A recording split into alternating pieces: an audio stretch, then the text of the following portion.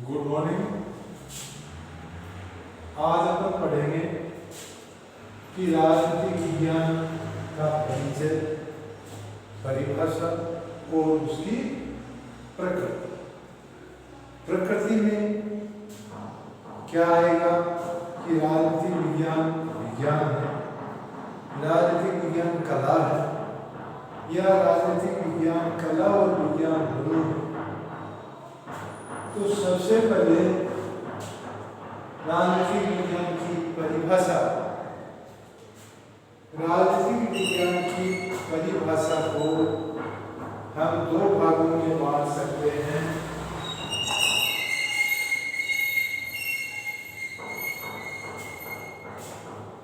दो दृष्टिकोण हैं। पहला है परंपरागत दृष्टि। परंपरागत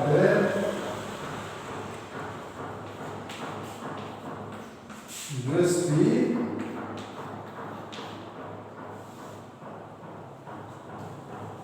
परंपरागत दृष्टि कौन? दूसरा है आधुनिक दृष्टि।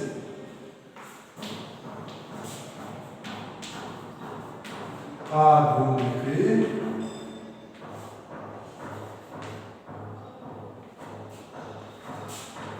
दृष्टि को राजनीतिक विज्ञान की परिभाषा को अपन दो भागों में बांटते हैं। एक तो था उसका राजनीतिक विज्ञान का परंपरागत दृष्टिकोण जो पहले से चला आ रहा है, और एक है राजनीतिक विज्ञान की परिभाषा का आधुनिक दृष्टिकोण। अब इनके आधार पर ही अपन इसकी परिभाषा देते। राजनीतिक विज्ञान की परिभाषा के परंपरागत दृष्टिकोण में यह माना जाता है, परंपरागत दृष्टिकोण में क्या माना जाता है कि राजनीतिक विज्ञान में राज्य का अध्ययन किया जाता है। राजनीतिक विज्ञान में राज्य का अध्ययन परंपरागत दृष्टिकोण क्या कहता है? परंपरागत दृष्टिकोण कहता है कि राजनीतिक विज्ञान में राज्य का अध्ययन किया जाता है और उसी के अनुसार उसकी परिभाषाएं दी। इसके लिए गार्डनर ने परिभाषा दी।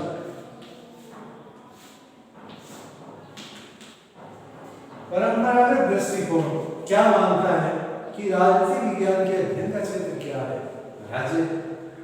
तो इस दृष्टिकोण के अनुसार गार्डनर ने राजनीतिक विज्ञान की परिभाषा दी कि राजनीतिक विज्ञान का प्रारंभ और अंत राज्य के साथ होता है। गार्डनर ने राजनीतिक विज्ञान की क्या परिभाषा दी कि राजनीतिक विज्ञान का आरंभ और अंत राज्य के साथ होता है। गार्डनर ने क्या लिखा? राजनीति विज्ञान का आरंभ व अंत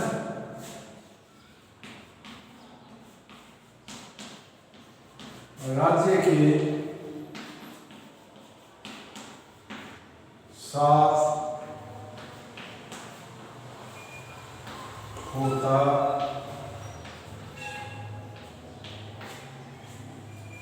है। तो गार्डनर ने जो परंपरागत दृष्टिकोण के विद्वान थे, उन्होंने राजनीतिक विज्ञान की परिभाषा दी कि राजनीतिक विज्ञान का आरंभ व अंत राज्य के साथ होता है।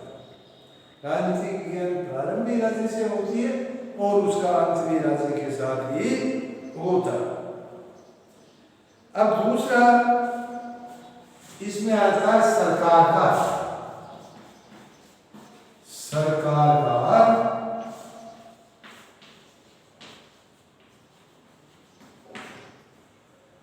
सरकार का अध्ययन।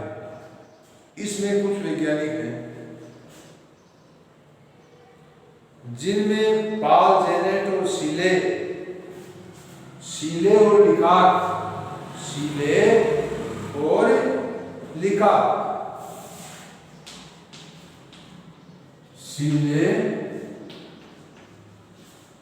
और लिकाक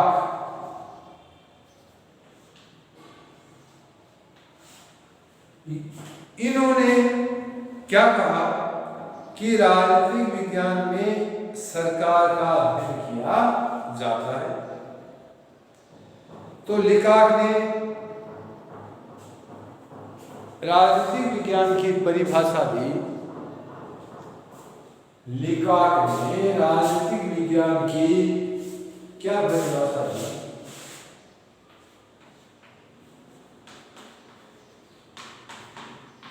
लिकाक के अनुसार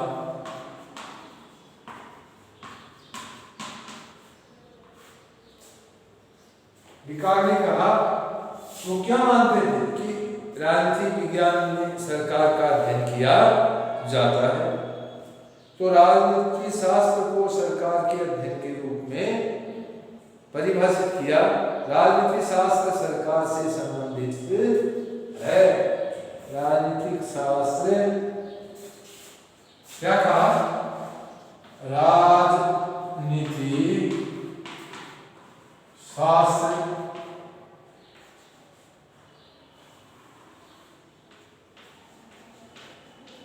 सरकार से संबंधित है।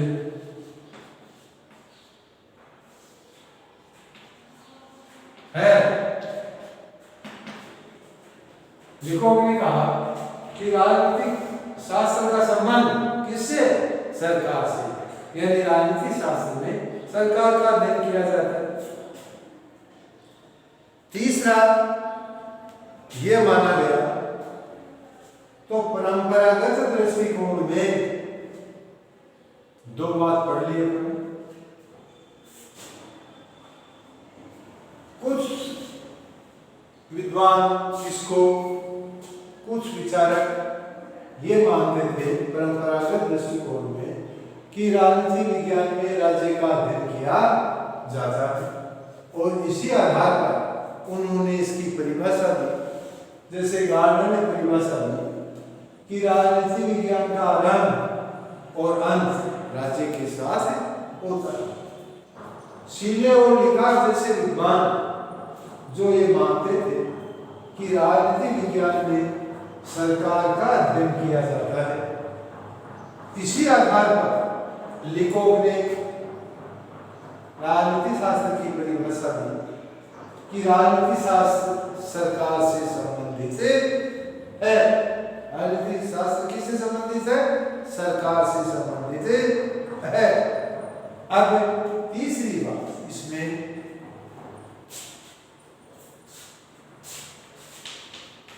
राजनीति विज्ञान में राज्य व सरकार दोनों का अध्ययन किया जाता है। क्या माना कि राजनीति विज्ञान में सरकार और राज्य दोनों का अध्ययन किया जाता है। इसके अंदर गिलक्रिस्ट और पॉल जेनेट गिलक्रिस्ट और पॉल जेनेट जैसे विद्वान थे, वो ये मानते थे कि राजनीति विज्ञान में राज्य और सरकार दोनों का अध्ययन किया जाता है। चौथा इसमें मत था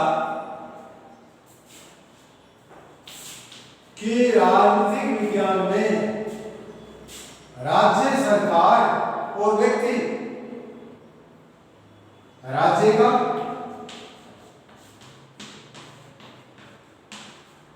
सरकार का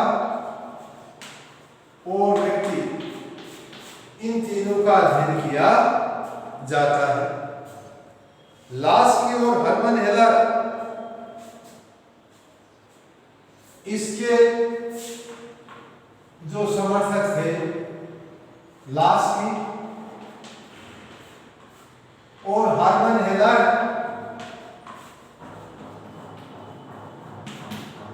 इन विद्वानों का परंपरागत दृष्टिकोण में यह मानना था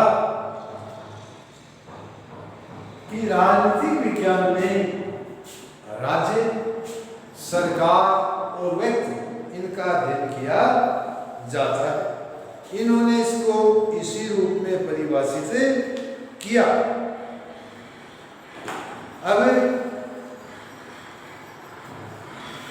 परंपरागत दृष्टिकोण में अपन ने 4 बातें देखी। पहला कि राजनीतिक विज्ञान में राज्य का अध्ययन किया जाता है, राजनीतिक विज्ञान में सरकार का अध्ययन किया जाता है। तीसरा देखा कि राजनीतिक विज्ञान में राज्य और सरकार दोनों का अध्ययन किया जाता है। चौथा देखा कि राजनीतिक विज्ञान में राज्य, सरकार और व्यक्ति, इनका अध्ययन किया जाता है।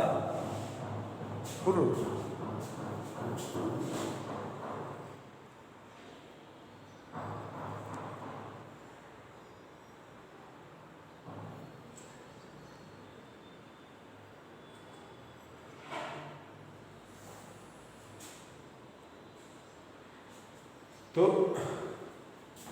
अपन ने क्या देखा कि राजनीतिक विज्ञान में परंपरागत दृष्टिकोण के अंदर पहला अपन ने पाया कि राजनीतिक विज्ञान में राज्य का अध्ययन किया जाता है। इस आधार से गार्डनर ने राजनीतिक विज्ञान की परिभाषा दी कि राजनीतिक विज्ञान का आरंभ और अंत राज्य के साथ ही होता है। दूसरा, सीले और लिकार्ट जैसे विद्वान ये मानते थे, सीले और लिकार्ट जैसे विद्वान ये मानते थे कि राजनीतिक विज्ञान में सरकार का अध्ययन किया जाता है। राजनीतिक विज्ञान में किसका अध्ययन किया जाता है? सरकार का अध्ययन किया जाता है। इस आधार से उन्होंने राजनीति शास्त्र की परिभाषा दी कि राजनीति शास्त्र सरकार से संबंधित है। परंपरागत दृष्टिकोण में तीसरा बताया जिसमें यह माना गया, जिसमें लास्की और हर्मन हेलर जैसे विद्वान थे, उन विद्वानों ने यह माना कि राजनीतिक विज्ञान में राज्य और सरकार दोनों का अध्ययन किया जाता है।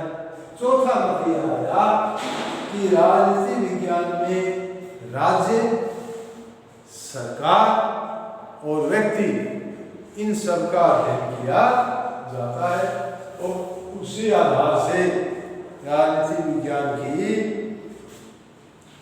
परिभाषाएं दी गई। अब है आधुनिक दृष्टिकोण। ये तो गया परंपरागत दृष्टिकोण और अब है आधुनिक दृष्टिकोण।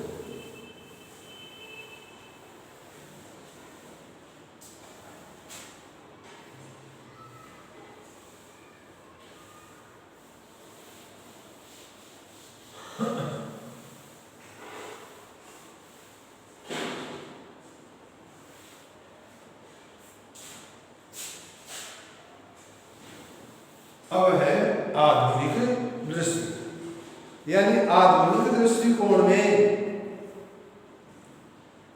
इसके अंदर निम्न रूपों में करते हैं। पहला कि राजनीति शास्त्र मानवीय क्रियाओं का राजनीति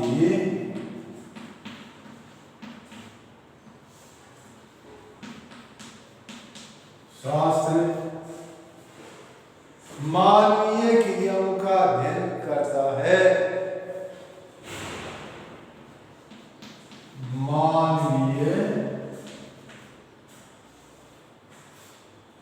क्रियाओं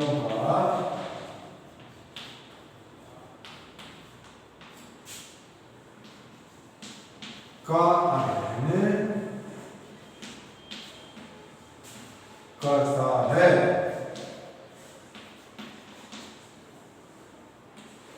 आधुनिक दृष्टिकोण में क्या माना गया कि राजनीति शास्त्र में मानवीय क्रियाओं का अध्ययन किया जाता है। दूसरा, राजनीति शास्त्र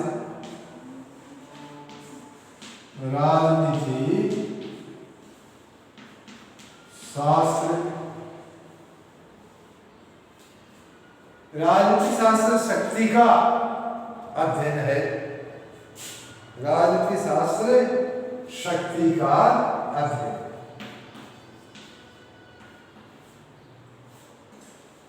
शक्ति का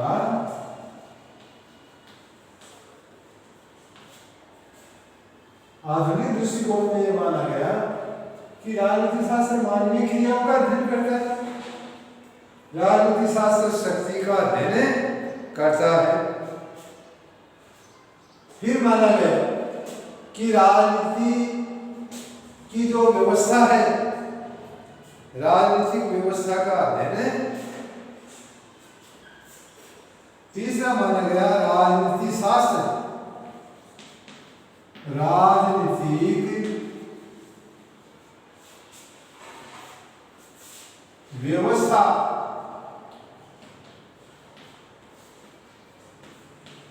का अध्ययन करता। राजनीतिक शास्त्र में राजनीतिक व्यवस्था का अध्ययन किया जाता है। चौथा माना गया राजनीति शास्त्र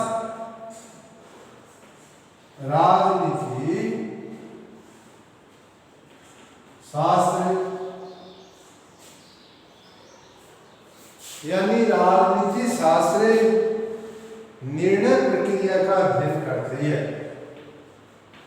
निर्णय प्रक्रिया का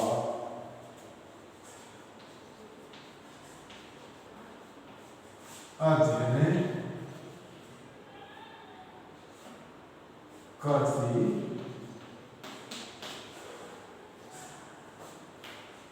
राजनीति शास्त्र क्या करती है? राजनीति शास्त्र निर्णय प्रक्रिया का अध्ययन करती है। इसमें कुछ विद्वान इसे ये कहते हैं कि मानव की जो राजनीतिक क्रियाएं हैं उनका अध्ययन अपन राजनीति विज्ञान में करते हैं। वो संघ बनाता है, अपना समूह बनाता है, राजनीति की गतिविधियों को प्रभावित करने का प्रयास करता है। वो जो मानवीय क्रियाएं हैं राजनीति से संबंधित, उन सब का अध्ययन करने वाला विज्ञान ही राजनीति विज्ञान है। दूसरा ये मानते हैं कि राजनीति शास्त्र शक्ति का अध्ययन है।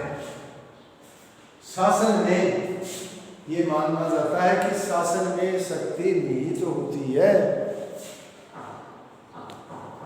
शासन में शक्ति निहित होती है। तो राजनीति शास्त्र उस शक्ति का अध्ययन करता है। राजनीति शास्त्र में अपन क्या पढ़ते हैं कि सत्ता में जो शक्ति होती है उसका अध्ययन किया जाता है। तीसरा, राजनीतिक व्यवस्था का अध्ययन करना, यानी राजनीति शास्त्र में जो राजनीतिक व्यवस्था है, राजाशाही है, प्रजातंत्र है, निरंकुशता है, कैसी व्यवस्था है, साम्यवाद है, वह जो जैसी व्यवस्था है शासन को चलाने की उसी देश में, किसी भी देश में, उसका अध्ययन राजनीति शास्त्र में किया जाता है। जैसे भारत में लोकतंत्र है, तो इस तरह की जो राजनीतिक व्यवस्थाएं हैं शासन को चलाने की, उन राजनीतिक व्यवस्थाओं का अध्ययन राजनीति विज्ञान में किया जाता है। चौथा, राजनीति शास्त्र निर्णय प्रक्रिया अध्ययन करती है कि किसी भी शासन द्वारा जो निर्णय लिया जाता है वो किन प्रक्रियाओं से होकर किस रूप में लिया जाता है, ये सब राजनीति शास्त्र का विषय है। अब हमने देख लिया कि राजनीति का के दो दृष्टिकोण है, एक तो परंपरागत दृष्टिकोण और दूसरा आधुनिक दृष्टिकोण। अब इन दोनों की तुलना करें, इन दोनों की तुलना करें।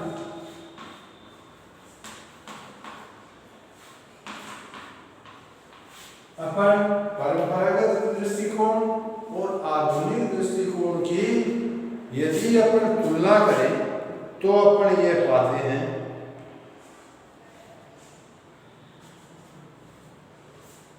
कि परंपरागत दृष्टिकोण ये संकुचित दृष्टिकोण, इसका जो क्षेत्र है वो सीमित है, संकुचित है, और जो आधुनिक दृष्टिकोण है वो विस्तृत है। परंपरागत दृष्टिकोण संकुचित है और आधुनिक दृष्टिकोण का व्यापक परिप्रेक्ष्य है और उसका संकुचित परिप्रेक्ष्य है, यानी वो संकुचित है और ये विस्तृत है। तो इन दोनों की तुलना करें तो परंपरागत दृष्टिकोण संकुचित परिप्रेक्ष्य में है और ये विस्तृत परिप्रेक्ष्य में, यानी ये तो विस्तृत है और वो संकुचित है। दूसरा,